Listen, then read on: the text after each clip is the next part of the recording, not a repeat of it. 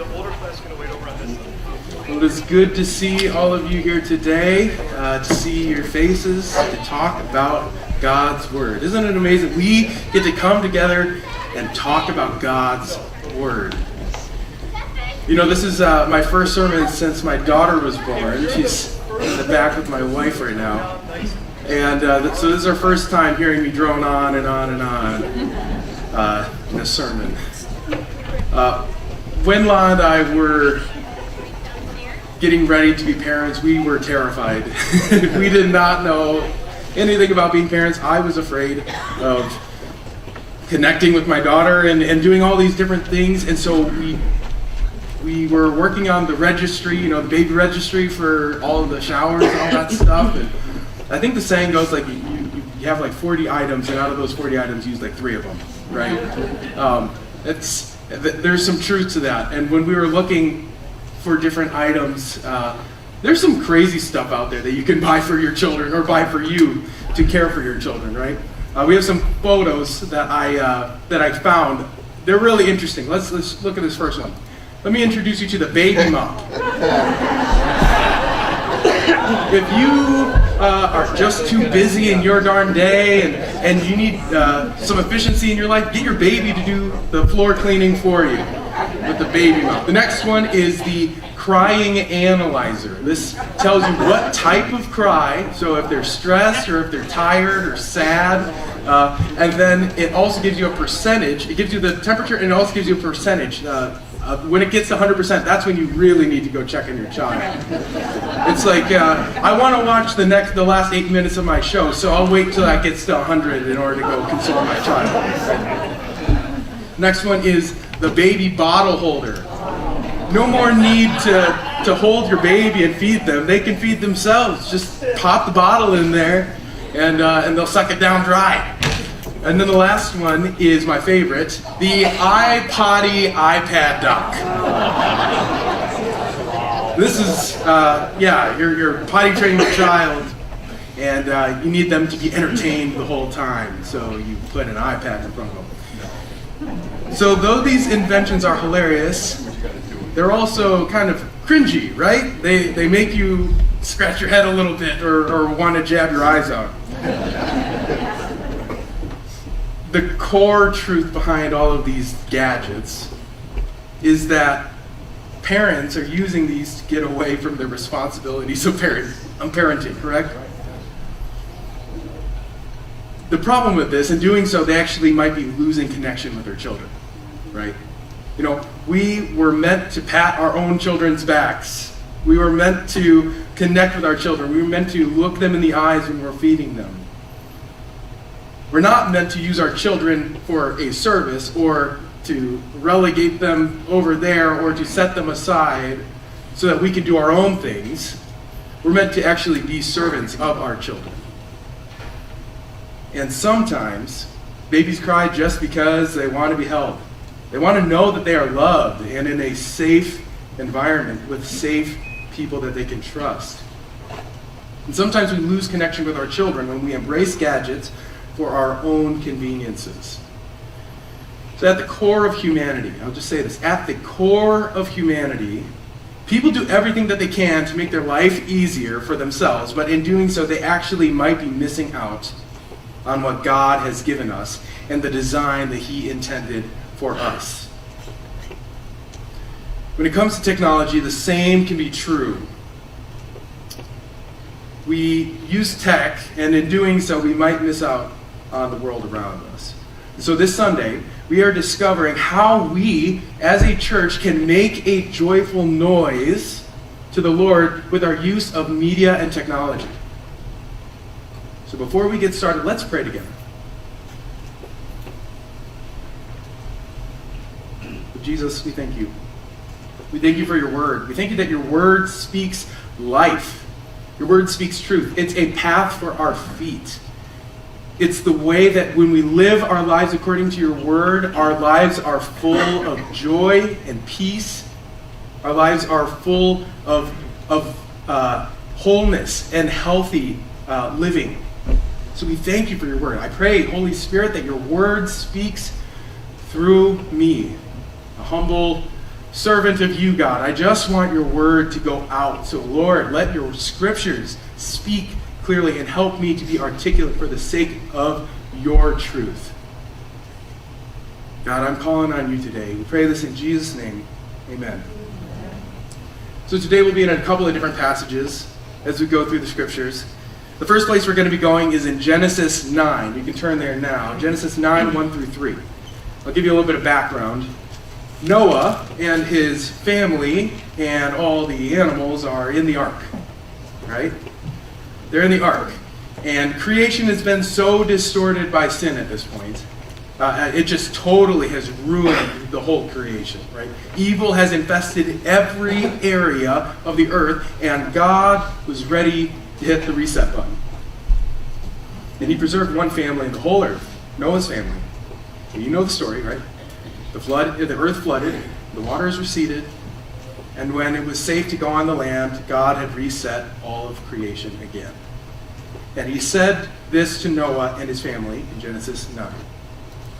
Verse 1 says this: Then God blessed Noah and his sons and told them, Be fruitful and multiply, fill the earth, all the animals of the earth, all the birds of the sky, all the small animals that scurry along the ground, and all the fish in the sea will look on you with fear and terror. I have placed them in your power, and I have given them to you for food, just as I have given you grain and vegetables. So we see here that God blesses the family, and then he gives them a command, right? He gives them a command. He says, first of all, go and be fruitful.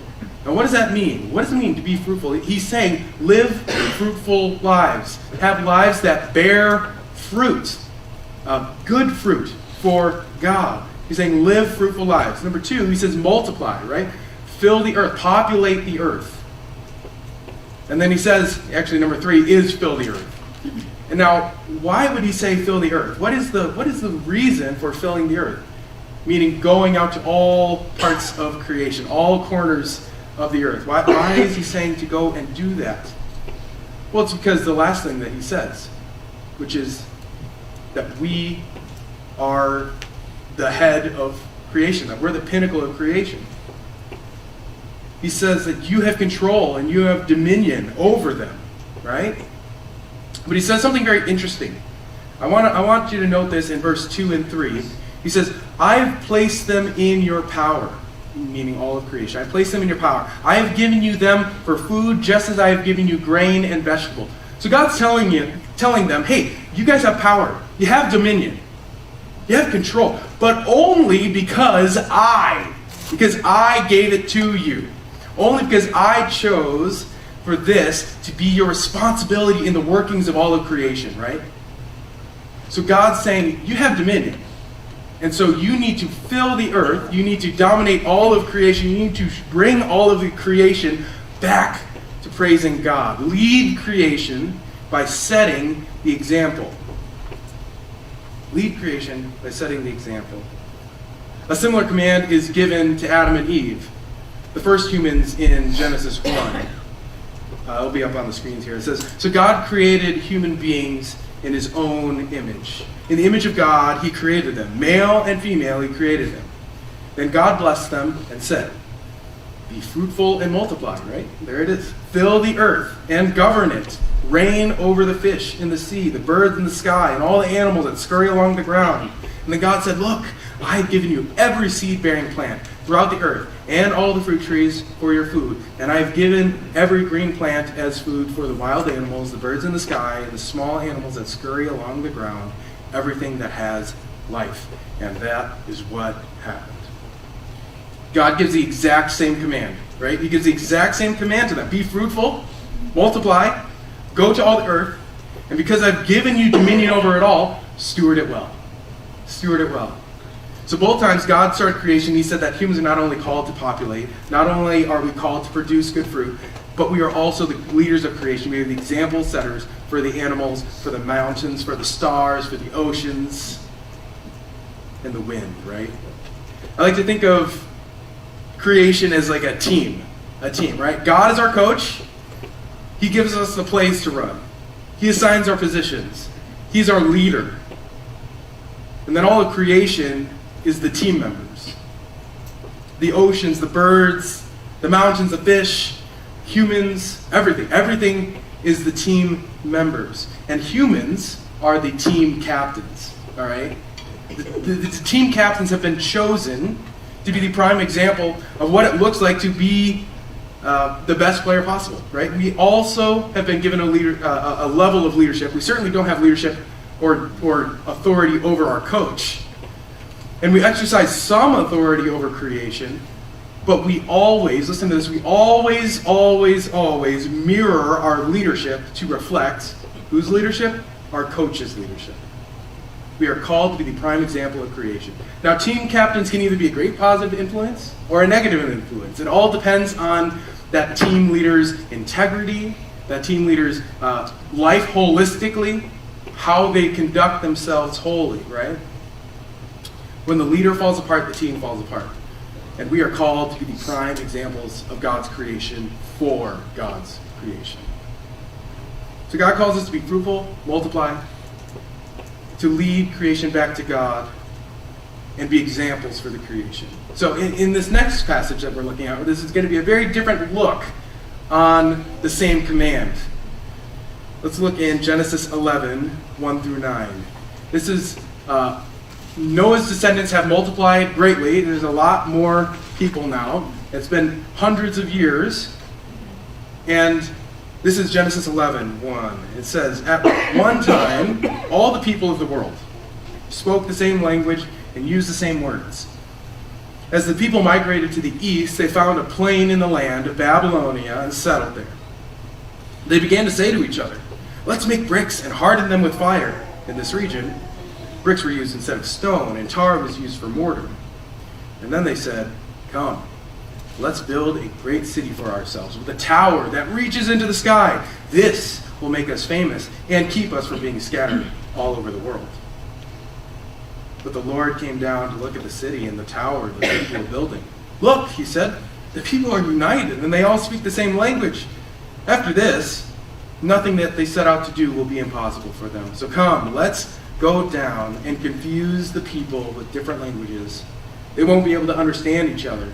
And in that way, the Lord scattered them all over the world, and they stopped building the city. And that is why the city was called Babel, because that is where the Lord confused the people with different languages. In this way, he scattered them all over the world. So we see some interesting things in this passage, right? First off, it can be a little confusing hearing that God caused disunity between the people. For the last few series, and actually this past season of our church, we've been constantly talking about how God's people are unified, and God is a God of unity. We are called to unify. So why in the world would God actually disunify people? Why would he break them apart? Why would he do that? It seems like the opposite of what God would actually want for us. Well, before we jump to conclusions, let's take a look at what these people were saying to each other. Let's look again. He says, they began to say to each other, let's make bricks, harden them with fire. In this region, the bricks were used instead of stone, and tar was used for mortar. Then they said, come, let's build a great city for ourselves with a tower that reaches into the sky. This will make us famous and keep us from being scattered all over the world. You remember everything we literally just talked about, right? The command that God has given to humans to be fruitful, to multiply, and to what? Fill the earth. To fill all corners of the earth. And what did these people say? Let's build a city. For who? For ourselves. Why? So it will make us famous. Why? So it will keep us from being scattered throughout all the earth. They were unifying against God, which is why God had to break it up, right? He desires unity for us, but not to rally against himself. They were intentionally disobeying God's commands. It's because they wanted to rule their own lives, not have God do it for them. And this isn't an uncommon story, right? Like, that's not uncommon to hear that we want to be in charge, large and in charge. Genesis 3 says, a story here is the serpent was the shrewdest of all the wild animals the Lord God had made. One day he asked the woman, Eve, Did God really say not to eat the fruit from any of the trees in the garden? Well, of course we may eat the fruit from the trees of the garden, the woman replied. It's only the fruit from the tree in the middle of the garden that we are not allowed to eat. God said you must not eat it or even touch it, and if you do, you'll die. You won't die, the serpent replied. God knows that your eyes will be opened as soon as you eat it, and you will be like God, knowing both good and evil. And the woman was convinced. She saw the tree was beautiful, and the fruit looked delicious, and she wanted the wisdom it would give her. So she took some fruit and ate it.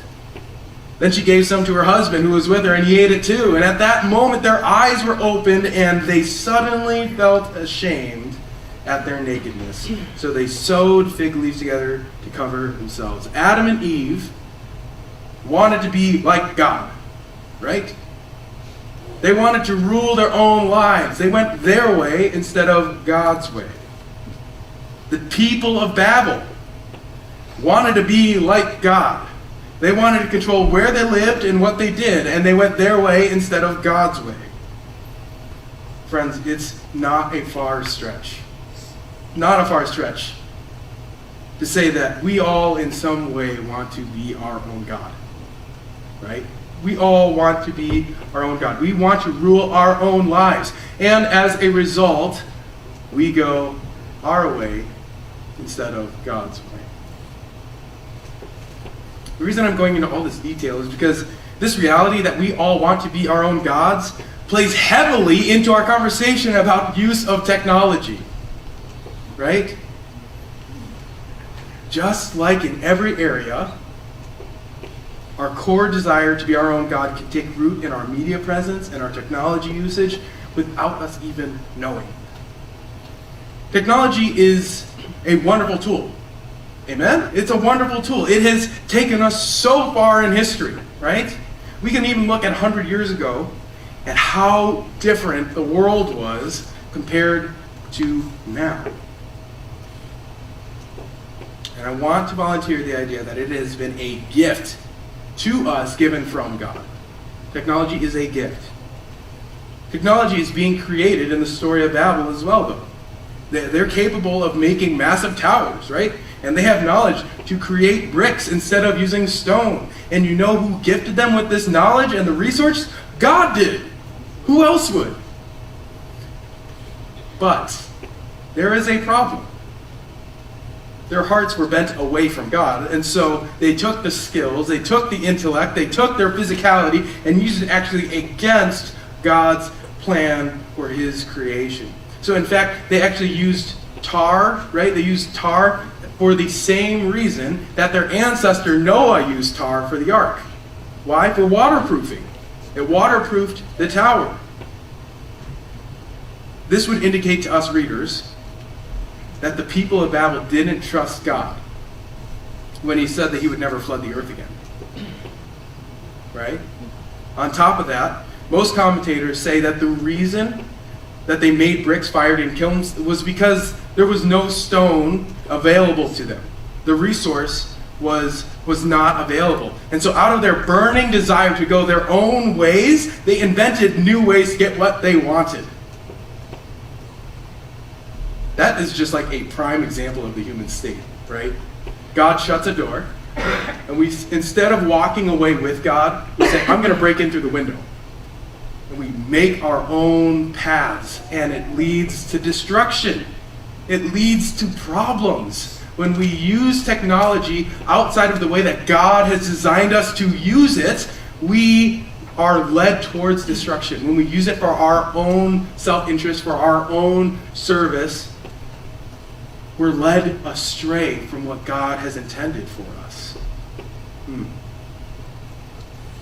God gave them the intellect and the skill, and instead of using it to go out and live fruitful lives for the Lord, they chose to serve themselves. And instead of going out and filling the earth, they chose to hide in a waterproof tower. The same message being conveyed in the story is for us to take home today. Technology is good because we have a Creator who has made us creative. We have a Creator who has made us creative. But when we use it for the benefit of ourselves and not to fulfill God's command for his creation, we distort the goodness of innovation. When we talk about technology in the church, there are often two very common types of people. There's the dystopian agrarian, and there's the accepting progressive, okay? The dystopian agrarian, this is the person that says that all technology is for the most part bad, and we should not indulge in it. We must stay pure and holy to the Lord, and not let these things corrupt us and our walk with Jesus. We want to walk with Jesus, so we will stay away from technology.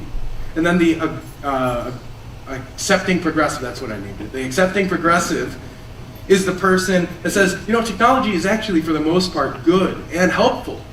God created us to move forward in the world. And we need to make every move to push for the next great thing. These things push us closer to Jesus. Now, I see glaring issues with both of these options. The dystopian agrarian has lost sight that God is in control, right? And that he has created us to be creators. He made us in his image, and he made he made a world full of progression. We live in a linear time. Our world is always progressing.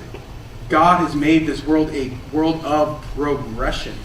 The accepting progressive, though, is not clearly seeing the world, right? They are ready to embrace anything that comes their way for the sake of moving forward, without soberly discerning if this idea or product is actually beneficial for my life and my walk with Jesus. Friends, what we need to do is thank God and then pray for wisdom, right? We need to thank God for technology and then pray for wisdom when using it. We need balance. We absolutely should see progress and ingenuity as gifts from God. It's actually something that we call, in the theology world, common grace. Common grace is this idea that it's gifts from God that that everyone in the world benefits from. Everyone in the world can take and use or accept, and they benefit from. I'll give you some examples of some common graces. Electricity to generate our houses and our buildings, right?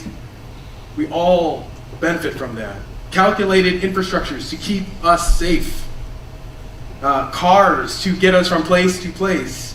Factories to produce goods quickly. Phones to contact others easily. See, like those common graces, those are things that God uses for our benefit. And it's all technological, right?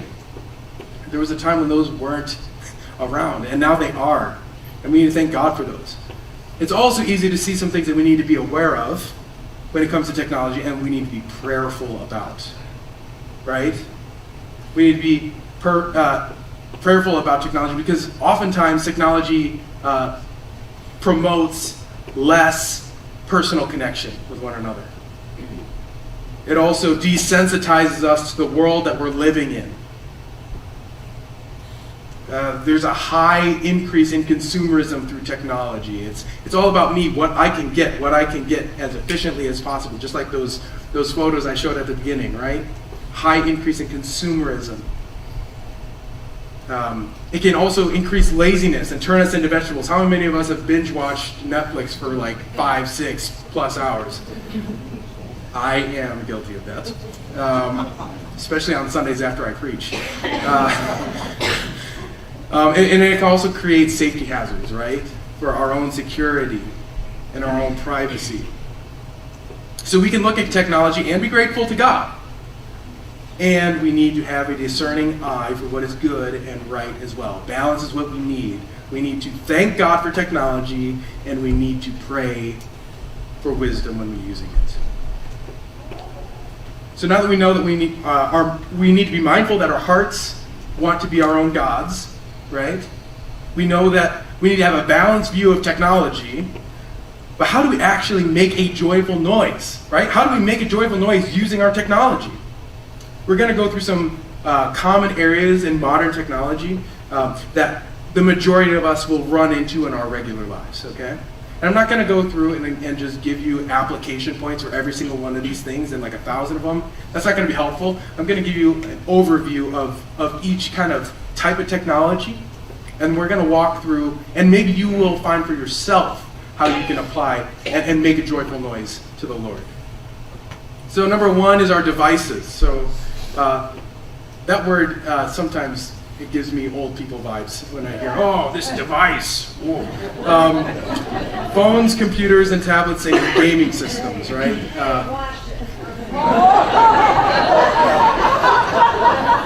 I forgot my audience. So raise your hand if you have a cell phone, if you have a computer, a tablet, or a gaming system. Raise your hand. Okay, I think, yeah, okay, thank you. I think everyone raised their hand, literally everyone. So these devices are prevalent, right? It's not, or we all have these devices. Now, is that inherently a bad thing? Of course not. Of course not. Now, is it inherently a good thing? Of course not, right? It's all about how the user handles the tech, just like the people in Babel. I was going to say the Babylonians, that's not right. The people in Babel, just like the way that they used technology for the wrong reasons, we can also do the same thing. We can use technology for the wrong reasons. Too much of a good thing turns into an overindulgence, which then turns into sin. Have you ever gone to a restaurant? Have you ever gone to a restaurant and seen a family, they're all together, oh, it's so sweet. They're, mom, the dad, and all their kids. Sometimes they're grown up, sometimes they're young. And they're eating together, and they're all sitting on their phones, just scrolling through, right? That is probably one of the most nauseating things I've ever seen in my life. Just seeing these people giving up a chance for connection for the sake of a momentary entertainment, right? See, chances are that mom needs connection with their children. Chances are those kids are going through things and they need advice. Chances are dad just needs to have fun for a minute and laugh with his family. See, and then we forfeit that for a device. Our phones are all about entertainment. Our tablets and our iPads, all these things are user-friendly to suck us in. They really are. The depression rates are skyrocketing, and I actually really believe that there is an attachment there to our gadgets, right? It's pushed us away from connection and actually just zones us into our device, right? And during my research this week, I heard someone say that there is a fine line between technology serving us and enslaving us. Amen. Yeah. Okay, we can become attached and addicted to our phones. And I'll be honest, I am a huge culprit of this, right? Yeah. Listen, I love being a dad. You guys probably heard me talk about this about 1,000 times, right?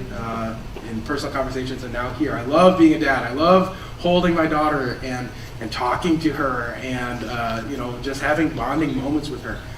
It is the craziest thing. There are times where I'm holding her and we're just having a good time. She's smiling now, so that's really fun. And I'm just talking to her, I'm singing to her, and somewhere in the back of my mind, something's going, man, I really want to watch a YouTube video right now.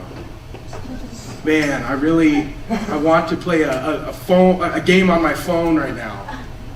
I'm literally holding this little miracle in my hands, and I want to forfeit that for a moment to unplug from reality. It's really scary, actually. I mean, it's crazy to me.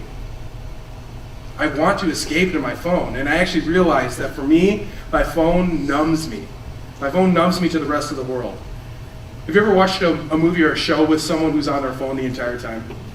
It's really funny. Something hilarious is happening, and they're hearing it. Their ears aren't dead. They're hearing it, and they actually are probably even comprehending it, understanding the joke or whatever, but their face is just, flat. They're completely disconnected, even though they're right there with you, hearing the exact same thing that you just heard. That's the reality of phones sometimes, out of proportion, out of balance, right? They don't even laugh at it, even if they get it, and they are so entrenched in their device that they can't connect to the real world. And it is wild. It is wild to see how easy it is to be enslaved by our phones, tablets, computers, gaming systems, without really even acknowledging it or recognizing it. Again, in moderation, these things can serve us, but when we overuse them, they can enslave us. So self-control is the fruit of the Spirit, right? We can pray for that.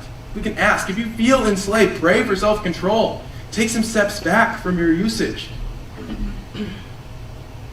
For me, it's actually, I'm employing this now. At 8 p.m., that's my phone cutoff time. And other than phone calls, I'm just leaving that aside. To engage with my family, to be with my wife, or to be with my daughter. Because I just can't handle it. I can't handle having my phone on me all the time, at every beck and call when I want it. It really actually damages me as a person, and it numbs me out. And so, maybe that's your rule for you. I don't know. That's up to you to decide. This is all about your own discernment about what you think is going to make a joyful noise to the Lord. Number 2, social media. That's Facebook, Instagram, Twitter, TikTok, MySpace if you're really, removed. Social media has many perks and downfalls, right? I think the biggest positive about social media is that in some ways it connects us. Isn't it awesome when you find someone who you haven't talked to in years on social media and you connect with them? I love that feeling. Last year, I reconnected with a friend of mine from elementary school that I hadn't talked to since elementary school. And he's in Florida, and he's living life, and he's doing great. And it's really cool to talk with him. It's been a long, long time. My first roommate in college, he now has a wife and a son, and I get to watch these plans of God unfold in his life, and it's just super cool to be connected in those ways. And then there are also a lot of problems, right? There are so many problems that come out of social media. Self-esteem issues, envy, looking at what other people have and wanting that and getting bitter over that, right? Image consciousness. Oh, they look like this, or their life is perceived like this, and I need to have my life this way, or my life isn't that way, and so my life just sucks, and there's no reason for me living. It just takes hold of our brains. There's a lack of sensitivity. You ever seen a Facebook argument? Those things are brutal. You would never do that in person, but you do it on your phone. It's a lack of sensitivity. And also cancel culture. Sometimes people are written off for one thing, and it might have been one comment, and that is taken and blown out of proportion. Sometimes it is important to deal justly with those people. At the same time, cancel culture isn't necessarily the answer, right? And then also just becoming enslaved to the scroll. The scroll. How many of you scroll at night? Anyone? Oh yeah, exactly, right? We all scroll. Some of you are avid Facebook users, I can tell, because I run the church Facebook page and you're liking our posts all the time.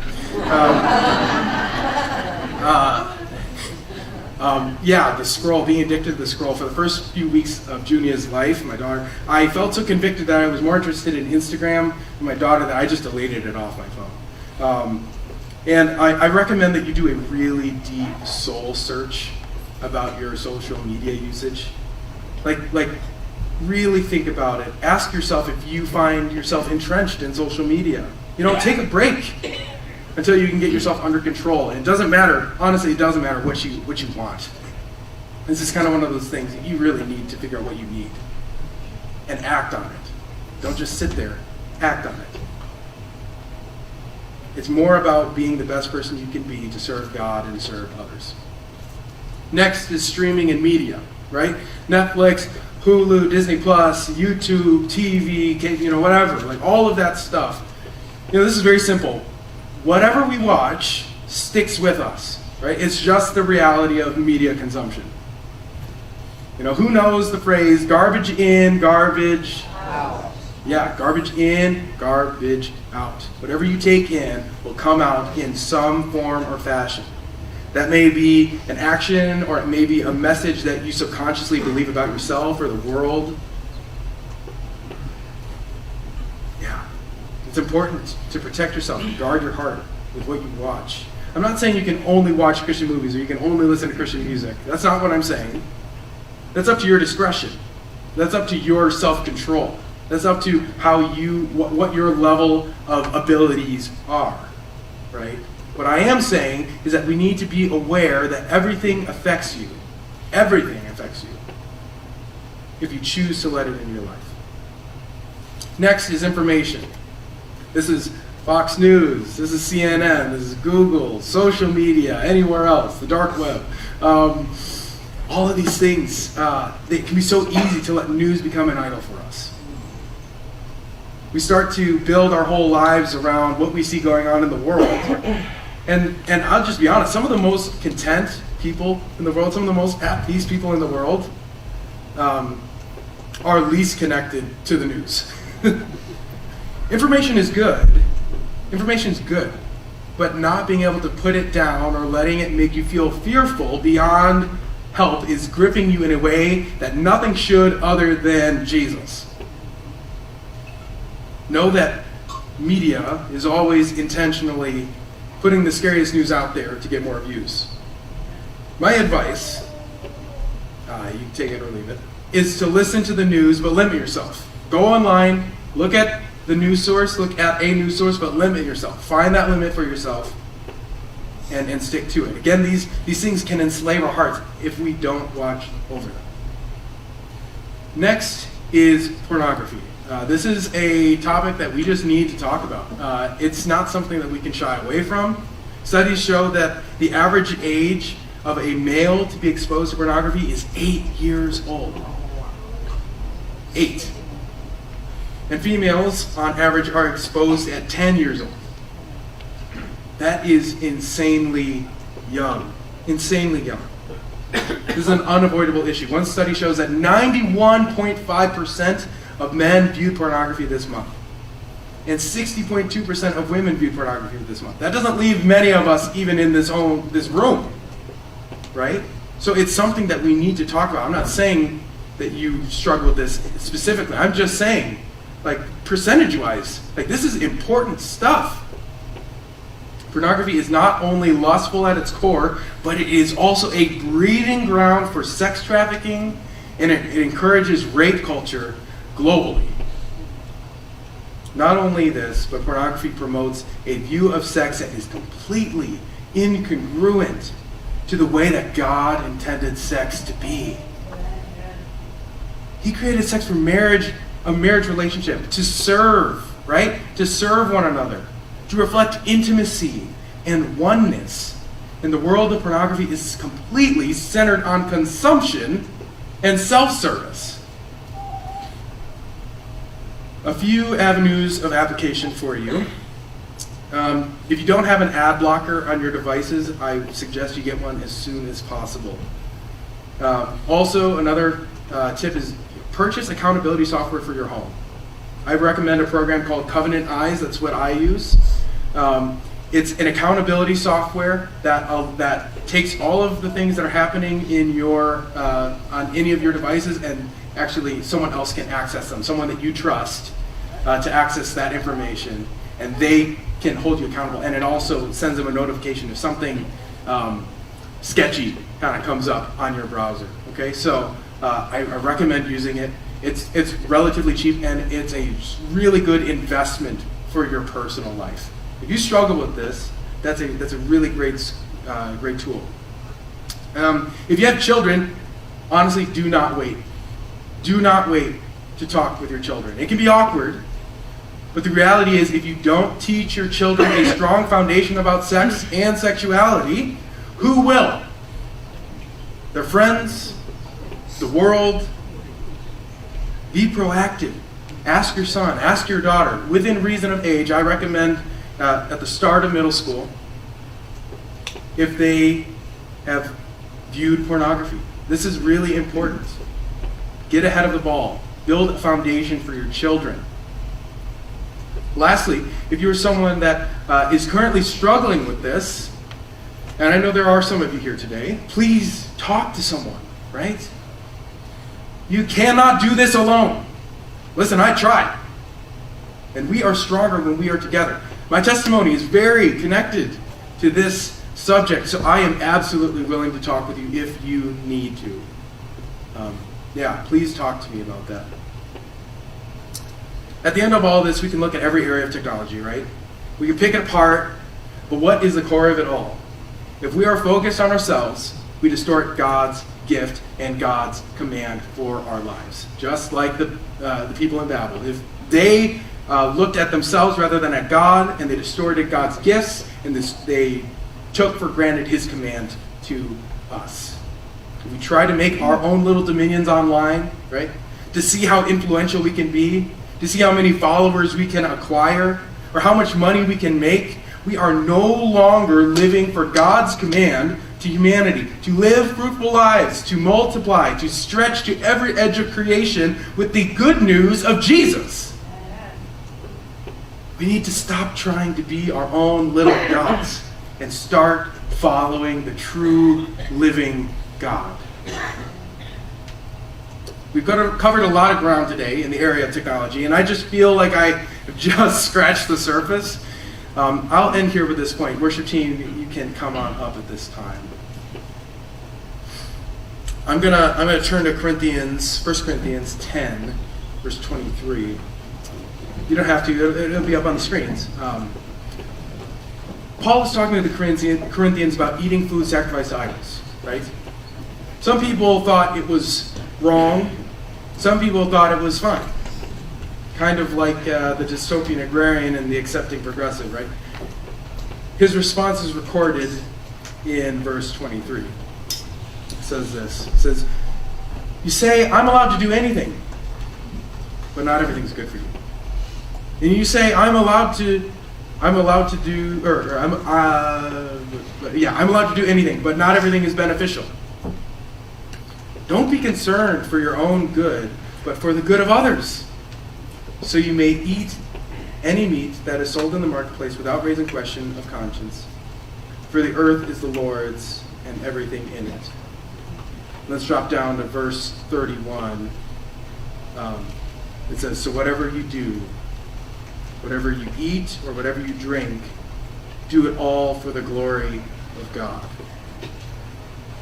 So whether you're Facebook or Instagram, whether you're YouTube or Amazon, whether you Fox News or CNN, do it all for the glory of God. Do it all for the glory of God. Let's pray together. Well, Jesus, we thank you for your word.